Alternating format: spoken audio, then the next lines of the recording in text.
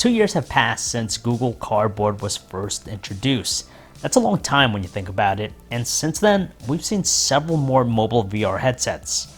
Well, now it's going to be moving forward with the release of Google's next generation headset. So far, mobile VR has been largely static. The level of immersion is critical in making virtual reality believable, so it's going to be intriguing to see what kind of argument that the Google Daydream View headset can deliver.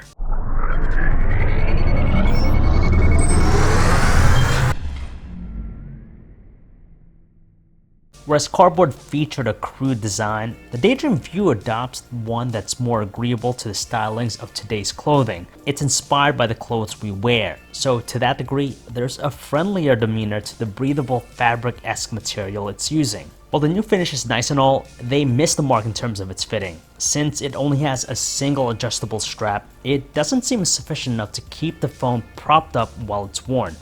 The weightiness of the Pixel XL makes it front heavy as well, so we're constantly finding ourselves propping it up with our hand.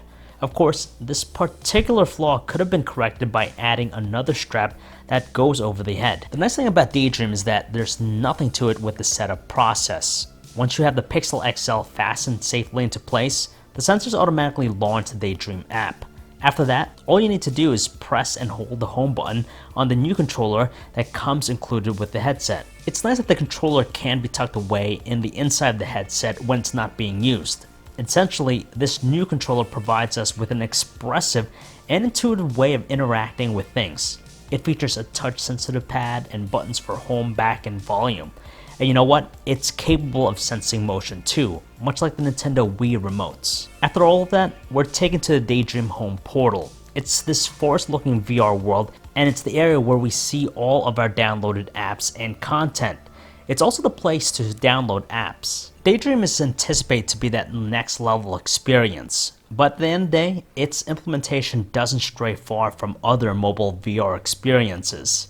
It's still mostly static, one that still presents us with that looking around experience. There's not a whole lot to complain about the lenses and its overall performance, especially when the Pixel XL has Quad HD resolution and we never once felt as though it's a narrow field of view.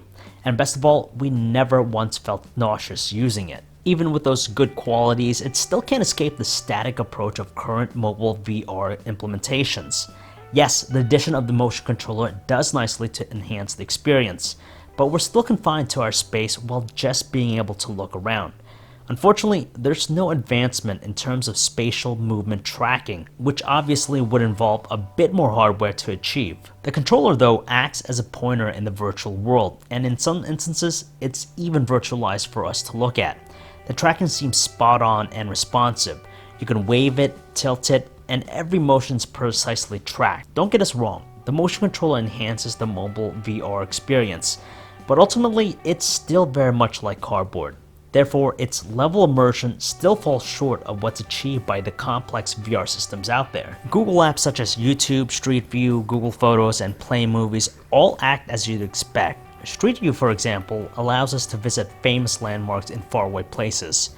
There's nothing special here since it's still a static experience that lets us absorb the sights and scenery, while using the motion controller to quickly jump from one location to another. And with Play Movies, it does nothing more than to replicate the big screen experience of a movie theater.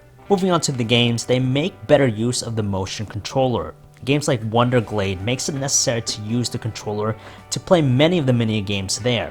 It's used to act as a fire hose to douse flames, it becomes a golf club in mini golf, and it can also be tilted in all sorts of ways to guide a ball through a maze.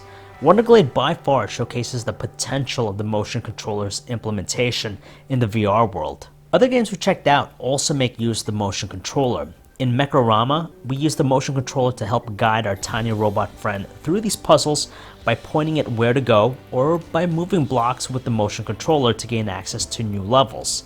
In Hunter's Gate, it utilizes the controller's touchpad to navigate our player in the map, while using the controller at the same time to target enemies. Cardboard is beloved because it gave most smartphone users that first-time mobile VR experience, and it didn't have such a huge cost attached to it. With Daydream View though, its new motion controller and breathable fabric design means there's a significant cost to it. Its $79 cost might seem alarming, but it actually undercuts the competition. The bigger question we need to ask though is whether or not these new implementations add any value to the overall experience. Early on, it doesn't seem likely. Very few things manage to harness the power of the new motion controller. But then again, things might very well change rapidly once the headset launches and developers can tinker around with it more. One of the most pressing things is just its continued static approach, something that doesn't change at all from cardboard.